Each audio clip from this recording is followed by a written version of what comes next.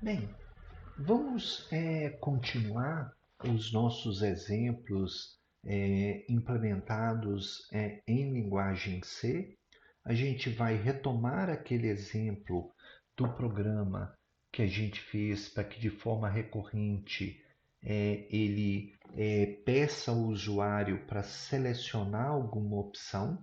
Cada opção disponibilizada é algum tipo de operação simples com números que serão informados também pelo usuário. É, e aí a gente vai fazer mais uma modificação possível nesse programa que eventualmente pode ser interessante.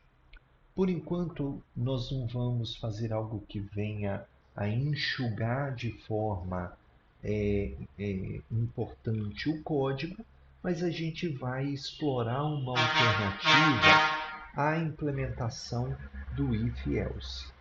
Tá? Bem, neste programa, nós vamos explorar uma outra função que a gente tem no C, que é a função switch. Tá? A função switch nos permite, com base nos valores de uma variável, escolher o que a gente quer fazer. Tá? Então, por exemplo, no nosso programa, a gente fornece opções para o nosso usuário, ele faz a sua escolha, essa escolha fica guardada no endereço de memória da variável opção, então a gente pode usar o switch de forma que, com base nos valores de opção, a gente execute as instruções que a gente necessita. Tá? Um detalhe importante: quando eu uso switch, a minha variável de controle, que no caso é a variável opção, ela ou é ou ela tem que ser do tipo inteira ou do tipo caractere. No nosso caso, opção é do tipo inteira, tá? Então, o que vai acontecer? Dentro do bloco de instruções do switch, eu exploro as opções que eu tenho. Por exemplo, se a minha variável opção, case, a minha variável opção tenha valor 1, eu vou executar nas chaves que eu coloquei aqui para essa possibilidade.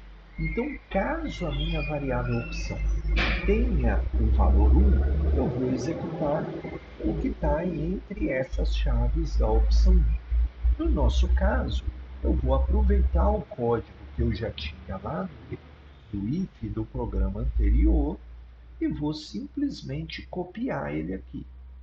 Caso a minha variável tenha valor 1, eu vou executar o que eu tenho aqui, tá? Que é pedir o usuário para informar os dois números e depois eu imprimo na tela uma mensagem com o valor da soma, ok? Tem mais uma coisinha que nós vamos precisar fazer aqui, mas depois. Não, vou fazer isso agora, tá? Bem, o que acontece?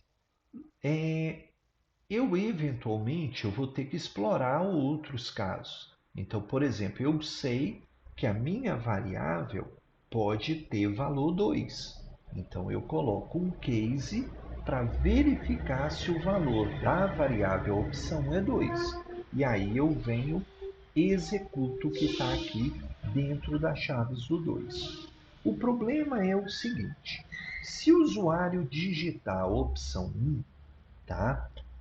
O nosso programa vai entrar dentro dessas chaves, mas eu quero que depois de chegar a última instrução da chave do case 1, eu quero que ele saia do meu switch, da minha escolha de opções.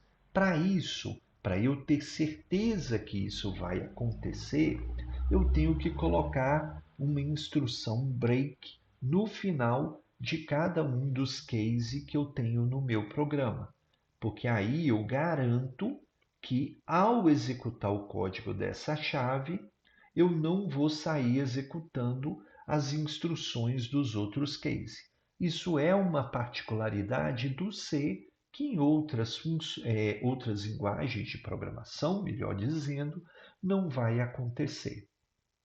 Tá? Então esse break aqui, ele é interessante porque evita que, por exemplo, o meu programa execute um case e depois ele vem e executa o case seguinte e outros cases que eu venha colocar na sequência. Eu coloquei a opção 2, mas não atualizei ela. Vou copiar aqui, vou apagar aqui para facilitar, tá? Vou mudar essa instrução aqui, para que ele execute a diferença. Eu sei que o meu programa vai ter que ter um case para o 3, Ctrl C, um case para o 3, vou botar aqui para 3, vou ter que ter um case para o 4,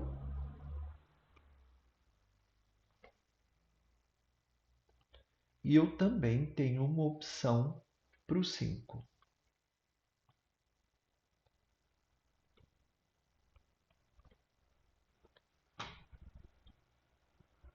Ok? Aí agora eu só vou atualizar aqui. Para o 3 eu tenho que copiar essa linha, porque ela é a única coisa que muda.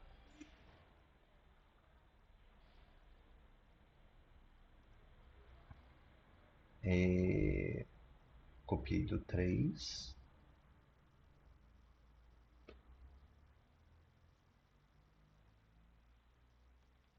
Que é a multiplicação. Aí eu tenho também o 4. Deixa eu só apagar ela aqui para lembrar que eu já copiei. No 4. E está faltando eu copiar o código do 5. No 5 eu não preciso pedir o segundo número, então vou apagar e trocar essa linha aqui, que é que eu imprimo a mensagem e faço o cálculo da raiz quadrada. Ok? Então, eu entrei no meu switch, para cada uma das opções, eu executei as funções, nós não enxugamos nada ainda, e aí o que vai acontecer? Ele vai pegar a variável opção, né? E caso ela tenha o valor 1, ela vai executar o que está na chave do case 1.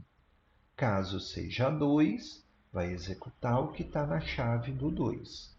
Caso seja 3, executa a função do 3. Se for 4, executo do 4. Se for 5, executo do 5. Só que pode não ser nem 1, nem 2, nem 3, nem 4, nem 5. E aí eu posso querer fazer alguma coisa. Na verdade, eu quero. Aí eu uso o default. Se não for nenhum dos valores em cima, tá? Eu vou e executo o que tiver dentro do default. Dentro do default, eu vou pegar o meu if que eu tinha na outra instrução aqui, tá? Então, vou copiar aqui, vou só acertar esse código aqui,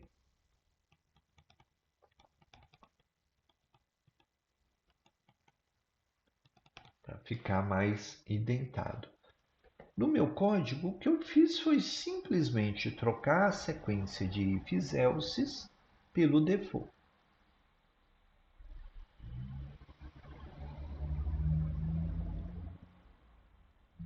Ok? Tem algumas coisas aqui que a gente pode explorar, mas antes vamos ver aqui. Então, só recuperando, eu vou pedir o usuário para escolher uma opção e vou testar essa opção. Caso essa opção tenha o valor 1, vou executar o que está aqui. E aí eu vou fazer a mesma coisa caso ela tenha valor 2, valor 3, valor 4, valor 5. Se não for nenhum desses 5 valores, ele executa o que está no default. Lembrando que depois de cada case eu tenho 2 pontos e depois do default também tenho 2 pontos para delimitar essa parte da instrução. Não enxuguei muito o código aqui, mas a gente já conseguiu, né, uma outra alternativa que pode ser interessante quando a gente quer executar coisas com base em opções feitas pelo usuário. Eu estou achando que eu estou sem uma chave que é a chave do switch. Acho que eu apaguei ela aqui sem querer. Por isso que é importante a indentação, né? Porque aí a gente consegue identificar eventuais faltas de chaves aqui, tá? Vou pôr a chave do meu switch aqui. Beleza, agora a gente pode ver, pretinho aqui, pretinho, eu acho que tá ok. Deixa eu compilar aqui, beleza, tá? Então, olha bem, o nosso código está implementado exatamente fazendo as mesmas coisas do if, só que agora a gente está usando o case, tá? Vamos executar e ver que realmente não teve modificação. Por exemplo, se eu escolher a opção 1, ele vai fazer o case 1 e executar o que está lá. Pedir os 2 números, fazer a soma. Se eu escolher a opção 4, é a da divisão. Ele vai me pedir os 2 números e fazer a divisão. Se eu escolher a opção 5, ele vai me pedir o número, fazer a raiz quadrada. Se eu der a opção 0, eu encerrei o programa. Se eu desse a opção diferente de 1, 2, 3, 4, 5 e 0, ele ia dar para mim aquela mensagem de opção inválida, ok? Neste caso, né, algumas operações elas se repetem em todos os termos do switch. Por exemplo, o system pause ele aparece em várias partes aqui, ó, e aí o que eu posso fazer? Agora, como eu não tenho o if else, eu posso apagar o system pause daqui, ó, né? Eu posso apagar o system pause de todas as opções e colocar ele só uma vez no final, né?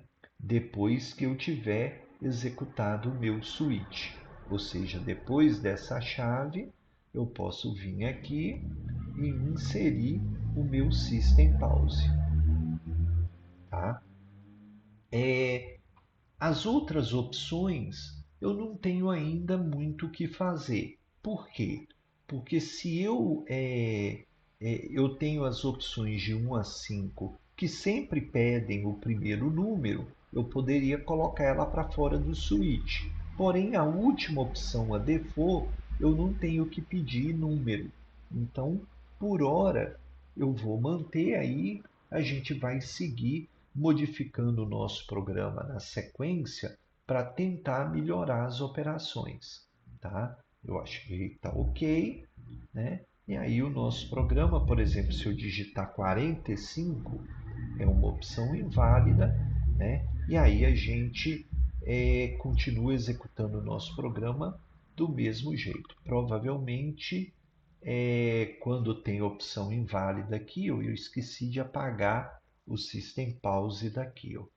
Então, para ficar direitinho, vocês viram que ele parou o programa 2 vezes, é porque eu esqueci de apagar aqui.